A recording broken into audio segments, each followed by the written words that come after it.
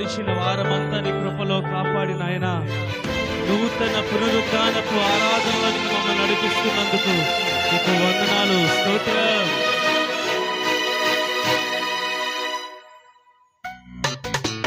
మోషే ప్రార్థించగా మన్నాను కురిపించితివి. మోషే ప్రార్థించగా మన్నాను కురిపించితివి. యెహోషువ ప్రార్థించగా సూర్య చంద్రులను ఆపితివి. యెహోషువ ప్రార్థించగా సూర్య చంద్రులను ఆపితివి. యెహోవా నీ నామము ఎంతో బలమైనది, ఎంతో బలమైనది, ఎంతో బలమైనది. యెహోవా నీ నామము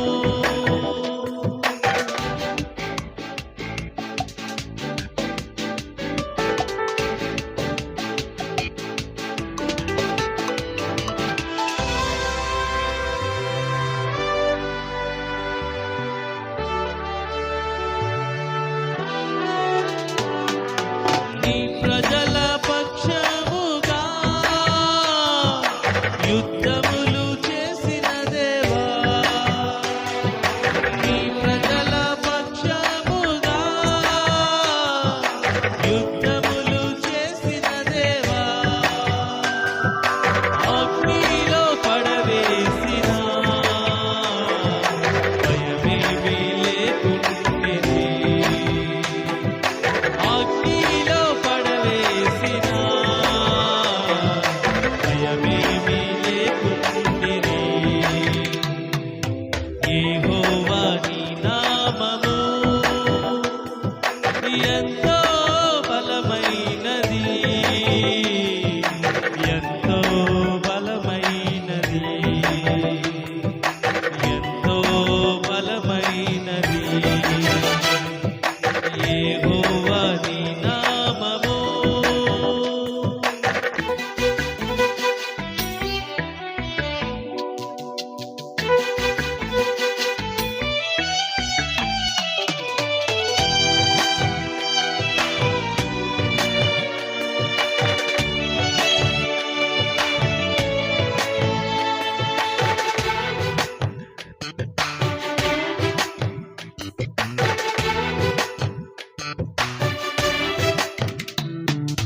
మానవుల రక్షణ కొరకై తన ప్రియ కుమారుని. మానవుల రక్షణ కొరకై తన ప్రియ కుమారుని లోకమునకు పంపగా ప్రకటించే నీ వాక్యము. లోకమునకు పంపగా ప్రకటించే నీ వాక్యము. యెహోవా నీ నామము ఎంతో బలమైనది, ఎంతో బలమైనది, ఎంతో బలమైనది. యెహోవా నీ నామము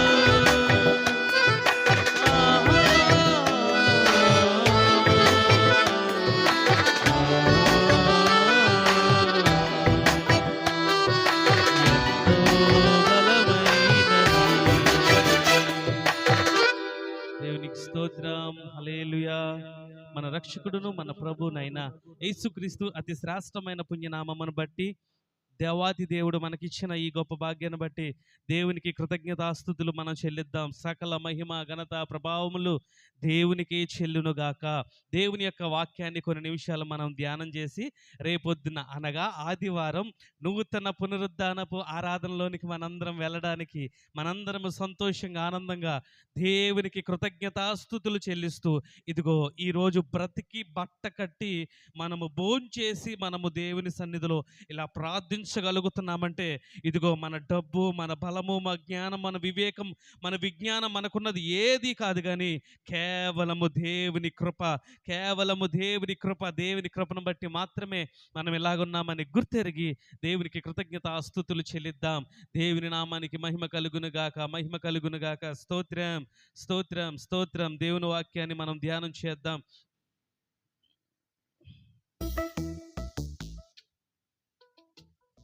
కొన్ని నిమిషాలు దేవుని వాక్యాన్ని మనం ధ్యానం చేద్దాం. ప్రార్థన. పరిశుద్ధుడా, ప్రేమగల దేవాని ఘనమైన నామానికి వందనాలు, స్తుతులు, స్తోత్రాలు. నీ ఆత్మతో, నీ శక్తితో, నీ బలముతో, నీ కృపతో, నీ కాపుదలతో నింపండి తండ్రి. అయా, ఈరోజు శనివారం సాయంత్రకాల సమయంలో రమారమి 8-8:30 సమయాల్లో అయా కొన్ని నిమిషాలు నీ వాక్యమును ధ్యానించడానికి అల్పుణ్ణైన నాకు, నా తోటి సహదాసులకు అనుగ్రహించిన ఈ గొప్ప భాగ్యాన్ని బట్టి నీకు వందనాలు. మేమేమై ఉన్నాము కేవలము నీ కృపేనైనా. కొన్ని నిమిషాలు నీ వాక్యము ధ్యానించి నీ నామాన్ని మహింపరుస్తుండగా నీ కృప దయచేయమని యేసు నామమున ప్రార్థించి పొందుకున్నాం తండ్రి. ఆమేన్, ఆమేన్, ఆమేన్. స్తోత్రం, హల్లెలూయా. మొదటి కొరింథీయులకు రాసిన పత్రిక 9వ అధ్యాయము. మొదటి కొరింథీయులకు రాసిన అపోస్తలుడైన పౌలు గారు కొరింథీ సంఘానికి రాసిన మొదటి పత్రిక 9వ అధ్యాయము 24వ వచనాన్ని మనం ధ్యానం చేద్దాం. ఈ చదువుతున్న ఈ మాటలు, ఈరోజు మనం ధ్యానిస్తున్న మన మాటలు మన జీవితానికి, మన ఆత్మీయమైన జీవితానికి ఒక ఆదర్శముగా, ఒక ప్రణాళికగా, ఒక కట్టడగా ఉన్నది అని చెప్పడానికి ఎటువంటి అతిశయోక్తి లేదు. కాబట్టి మనందరము కూడా దేవుని యందు భయభక్తులు కలిగి కొన్ని నిమిషాలు దేవుని వాక్యాన్ని ధ్యానం చేయడానికి మీరు సిద్ధపడాలని నేను మనస్ఫూర్తిగా కోరుకుంటున్నాను. ఇక్కడ ఏం రాయబడి ఉన్నదంటే 24వ వచనంలో, పందెపు రంగమునందు పరిగెత్తుదురు గాని ఒక్కడే బహుమానము పొందునని మీకు తెలియదా? పందెపు రంగమునందు ఇప్పుడు మనం నిర్వహిస్తున్న ఈ భూమి మీద నిర్వహించేటువంటి పరుగు పందములో అనేక మంది పాల్గొనడానికి ఇష్టపడుతూ ఉంటారు. యవ్వనులు, బలవంతులు పరుగు పందెములో ఉన్నతమైన బహుమానము పొందుకోవాలని అనేక మంది యువతులు కూడా పరుగు పందెములో పాల్గొంటారు. అనేక మంది పరుగు పందానికి ఎందుకు పాల్గొంటారంటే దానికంటూ మొట్టమొదటి ఒక బహుమానం ఉంటుంది. ఆ బహుమానాన్ని నేనే పొందుకోవాలి, ఆ బహుమానాన్ని నేనే సంపాదించుకోవాలి, ఆ బహుమానాన్ని నేనే దాన్ని దక్కించుకోవాలి అని ఒక ఆశతో, ఒక ఆకాంక్షతో తన శక్తినంతటిని కూడగట్టుకుని, తమ శరీరమును నలగొట్టుకుని పరుగు పందెమునకు ప్రాక్టీస్ చేసి అనేక రోజులు, అనేక నెలలు, అనేక సంవత్సరాలు ప్రాక్టీస్ చేసి ఒక పరుగు పందెములో పాల్గొంటారు అనేక మంది యువతులు. వారందరిలో కూడా ప్రధానమైన స్థానము ఎవరైతే కైవసం చేసుకుంటారో, ఎవరైతే మొట్టమొదటి స్థానాన్ని సంపాదించుకుంటారో వాళ్ళందరికీ కూడా ఒక ఉన్నతమైన బహుమానమును వారికి ఇచ్చి వారిని మన భారతదేశపు ప్రభుత్వము వారిని ఎంతగానో ఘనపరుస్తూ, వారిని ఎంతగానో వారికి బహుమానాలు ఇచ్చి వారి పేరు రాష్ట్రమంతా తెలిసే విధంగా ఒక అడ్వర్టైజ్మెంట్లో కూడా వారిని ప్రకటించి ఒక ఉన్నతమైన స్థితిలో ఉంచడానికి మన ప్రభుత్వం ఇష్టపడుతూ ఉంటుంది. ఈ పరుగు పందెంలో పరిగెత్తడానికి అనేక మంది యువతులు కూడా పాల్గొంటారు. ఇది ఈ లోక సంబంధమైన పరుగు పందెము. ఈ పరుగు పందెం గురించి మనం తెలుసుకున్నది ఏంటంటే, ఒక పరుగు పందెము కనుక నిర్వహిస్తే ఆ పరుగు పందెంలో అనేక మంది పాల్గొంటారు. వారందరూ కూడా బహుమానము పొందాలని ప్రయత్నం చేస్తూ ఉంటారు. కానీ ప్రతి ఒక్కరికి ఒక విషయం తెలుసు, ఒకవేళ 10 మంది పరుగు పందెంలో పాల్గొంటే ఆ 10 మందిలో ఒక్కరు మాత్రమే మొదటి స్థానాన్ని సంపాదించుకోగలరు. ఒక్కరు మాత్రమే అక్కడ పెట్టిన ఒక బహుమానాన్ని, ఆ షీల్డ్ని లేదా ఆ కప్పును గెలుచుకోవడానికి ఎవరికి అర్హత ఉంది అంటే ఆ 10 మందిలో ఒక్కరికి మాత్రమే ఆ అర్హత ఉన్నదన్న విషయాన్ని అక్కడ పరుగు పందెంని వీక్షిస్తున్న ప్రతి ఒక్కరికి కూడా ఖచ్చితంగా తెలుసు. కానీ ఆ పరుగు పందెంలో విజయం సాధించి ఉన్నతమైన బహుమానాన్ని పొందుకునేది ఎవరు అంటే ఎవరు చెప్పలేరు. కానీ ఆ పరుగు పందెము పూర్తయిన తరువాత నా మాటలు మీరు శ్రద్ధగా వింటే తర్వాత ఆత్మీయమైన మాటలు మీకు త్వరగా అర్థమవుతాయి అని పరిశుద్ధాత్మ ప్రేరణ ద్వారా నేను చెప్తున్నాను. ఈ లోక సంబంధమైన పరుగు పందెంలో ప్రయాసపడి పరిగెత్తిన ప్రతి ఒక్కరూ కూడా ఉన్నతమైన బహుమానం పొందాలని పరిగెడుతున్నప్పుడు అక్కడ చూస్తున్న వారందరూ కూడా ఒకరి మీద దృష్టి పెడతారు. ఎవరైతే శక్తితో ఎవరైతే తన శక్తిని అంతటిని కూడగట్టుకుని అందరికంటే ముఖ్యముగా ముందుగా వేగముగా పరిగెడుతూ బహుమానము పొందాలని ఎవరైతే పరిగెడతాడో వాళ్ళందరి దృష్టి వెళ్తుంది. ఒకే ఒక వ్యక్తి మాత్రమే ఆ పరుగు పందెంలో మొదటి స్థానాన్ని పొందుకోగలడు అన్న విషయము మీకు తెలియదా అని అపోస్తుడైన పౌలు గారు ఒక ఉదాహరణగా ఒక మాట చెప్తూ ఆత్మీయమైన కోణంలోనికి ఆత్మీయమైన వాక్యంలోనికి పరిశుద్ధాత్మ ద్వారా మనల్ని నడిపిస్తున్నారు. రెండో మాట చదువుతున్నాను చూడండి. అటువలనే మీరు బహుమానం పొందినట్లుగా పరిగెత్తుడి, మరియు పందెమందు పోరాడు ప్రతివాడు అన్ని విషయములందు మితముగా ఉండును. చూసారా, పందెము పందెపు రంగమందు పరిగెత్తువారు పరిగెత్తుదురు గాని ఒకడే బహుమానము పొందునని మీకు తెలియదా? అవును కదా, పరిగెత్తువారు అనేక మంది ఉంటారు, కానీ బహుమానం పొందేవాడు ఒక్కడే ఒకడు బహుమానం పొందుతాడు. ఆ విషయం మీకు తెలుసు కదా, ఒకడు మాత్రమే బహుమానము పొందుకుంటాడు అన్న విషయం మీకు తెలుసు అని చెప్తూ అటువలే మీరు బహుమానము పొందునట్లుగా పరిగెత్తుడి.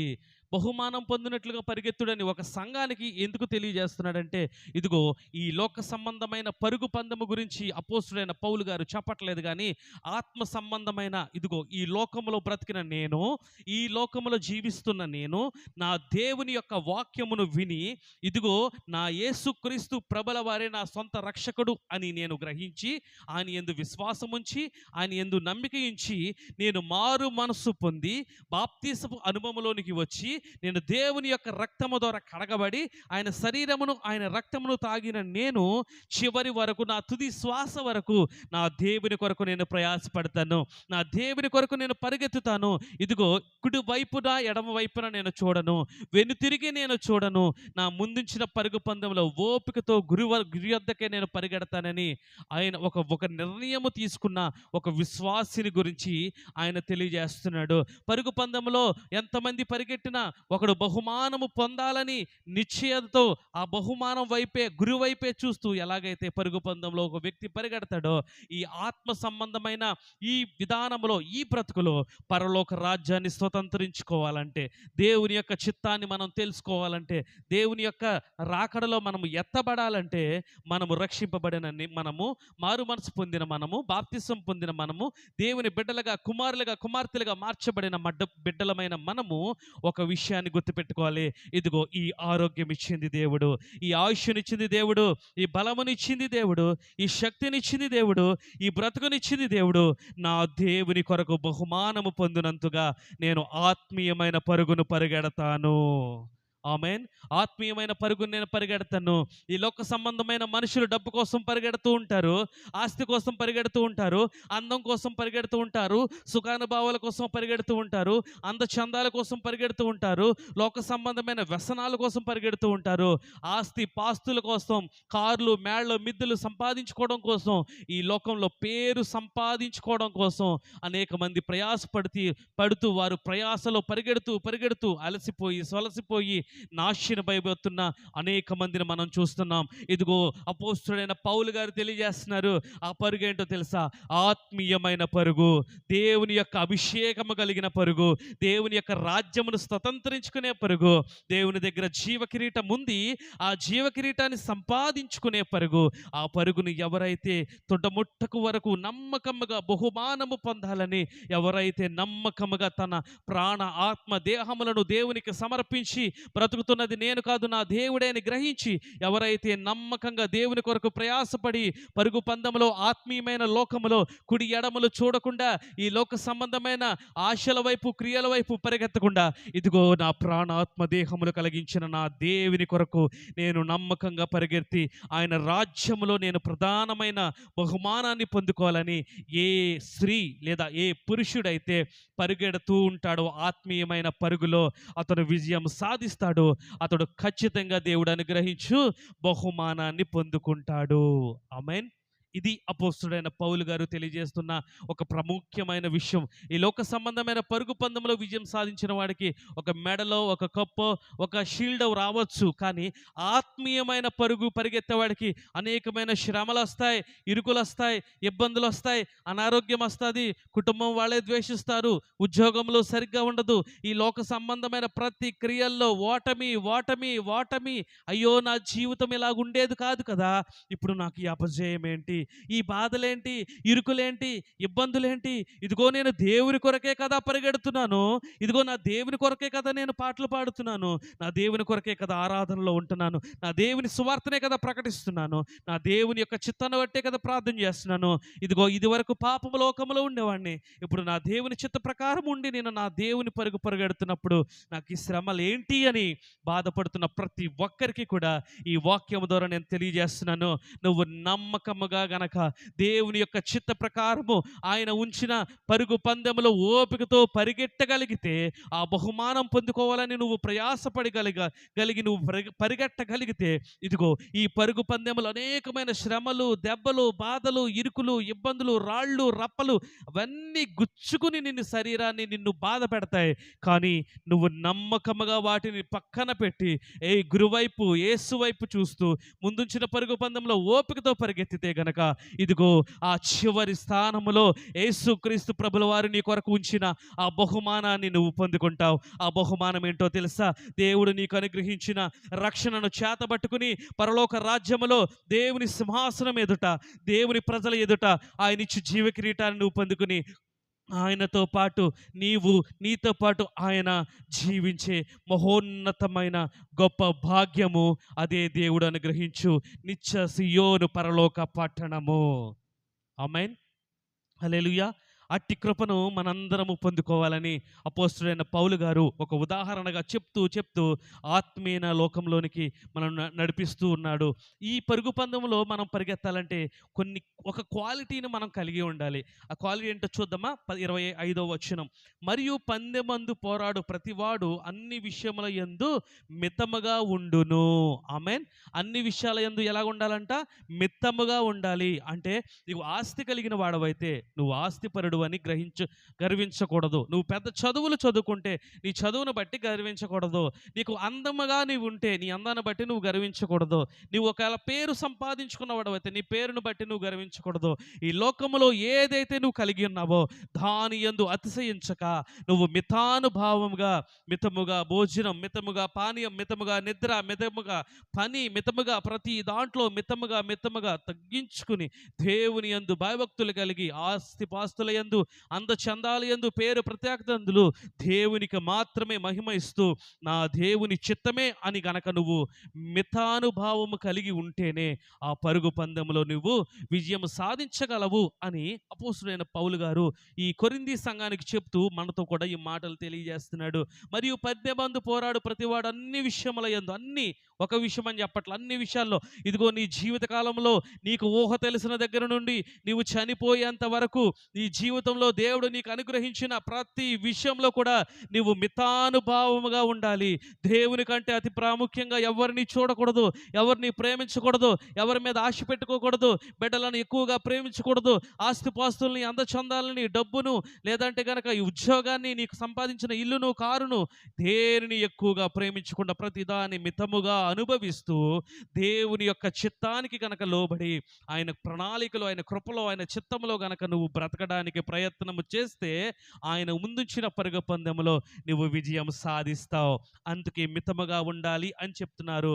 వారు క్షయమగు కిరీటమును పొందుటకును, మనమైతే అక్షయమైన కిరీటమును పొందుటకు మితముగా ఉందుము. ఇదిగో ఈ లోక సంబంధమైన వారు కొన్ని కోట్ల రూపాయలు సంపాదించుకుని ఆనందంగా ఉన్నారు, సంతోషంగా ఉన్నారు, గొప్పగా ఉన్నారు.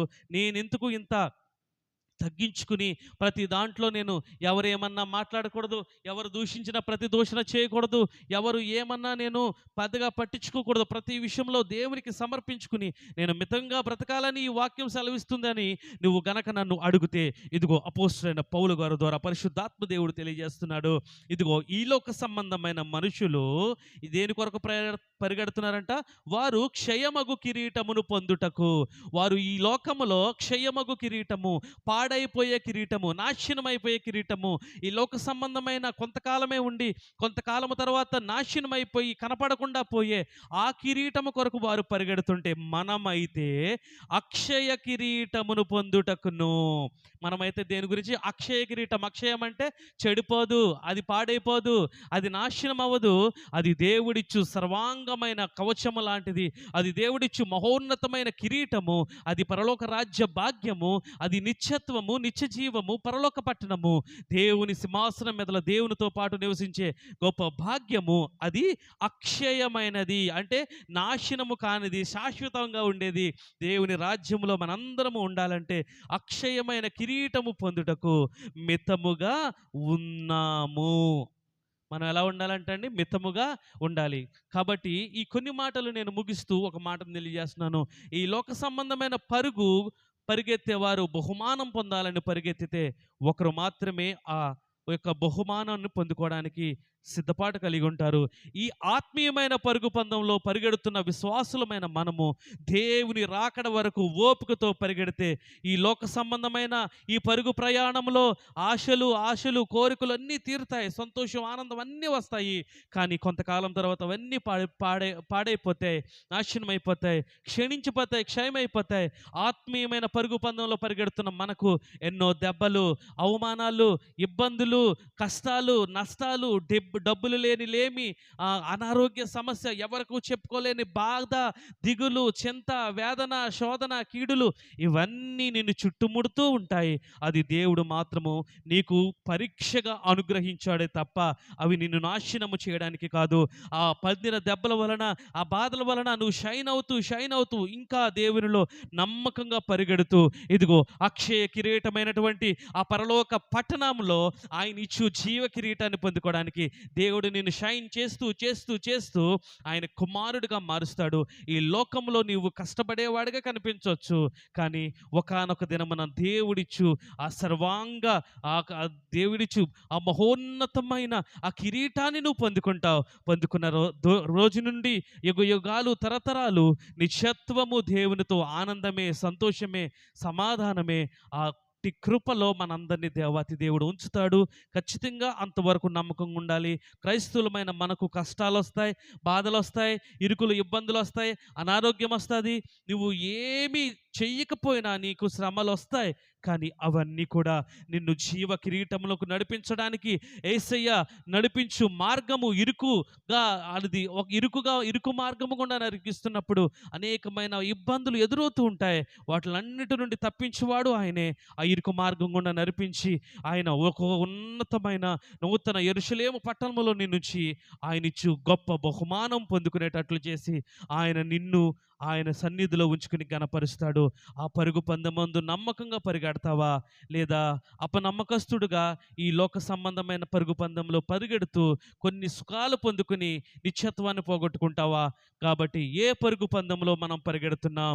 ఈ లోక సంబంధమైన పరుగులో ఉంటే సంతోషమే, ఆనందమే, అన్ని విషయాల్లోనూ ప్రశాంతతే.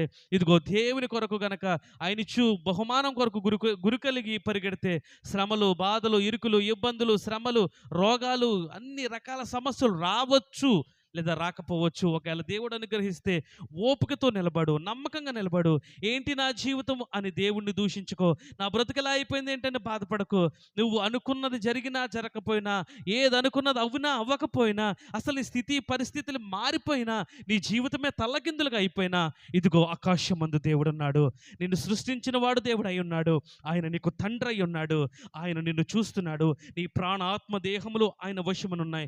జీవ మరణములు ఆయన చేతిలో ఉన్నాయి. ఆయన ఆజ్ఞ ఇవ్వకుండా నీ తలలో ఒక వెంట్రుక కూడా భూమి మీద పడదు. అలాంటి దేవునికి నీకు ఏ సమస్య ఉందో తెలుసు. ఓపికతో నమ్మకంగా పరిగెత్తు. ఇదిగో నూతనమైన యెరూషలేము పట్టణములో ఆయన ఇచ్చు జీవ కిరీటాన్ని పొందుకొని ఆయనతో పాటు జీవించడానికి, నీతో పాటు ఆయనతో పాటు నువ్వు బ్రతకడానికి ఆయన గొప్ప అవకాశాన్ని నీకు ఇచ్చాడని నమ్మకంతో ఓపికతో పరిగెట్టు.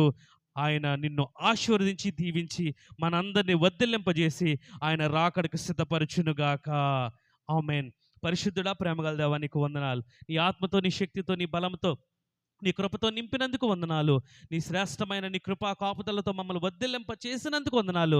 నీ సన్నిధిలో ఆనందం, సంతోషం, సమృద్ధి, సమాధానం అయా సమస్తం ఉన్నాయి. ఈ లోక సంబంధమైన పరుగు మాకు అవసరంలా, ఆత్మీయమైన పరుగు కావాలి. ఆ పరుగు పందెంలో పరిగెడుతున్నప్పుడు అయా ఎన్ని దెబ్బలు తగిలినా, బాధ కలిగినా, ఇబ్బంది కలిగినా, ఎన్ని శ్రమలు వచ్చినా, ఆరోగ్యమే పాడైపోయినా, ఏంటి నేను చేయలేని తప్పుకి నాకు ఈ శిక్ష ఏంటి అని పరిస్థితి వచ్చినా, ఓపికతో యేసు వైపు చూస్తూ ముందుంచిన పరుగు పందెంలో నమ్మకంగా పరిగెత్తే కృప నాకు, అయా నా కుటుంబానికి, నా రక్త సంబంధికులకు, అయా నా ప్రియమైన వారికి, నా స్నేహితులకు, అయా నా దేవుని సేవకులకు, సంఘబిడ్డలందరికీ దయచేసి నీ రాకడ వరకు సిద్ధపరచమని, అయా నీవు నాకు ఆలోచన ఇస్తేనే తప్ప నేను ఏ వాక్యం చెప్పట్లేదు, నేను సన్నిధిలో ఏ పని చేయట్లేదు.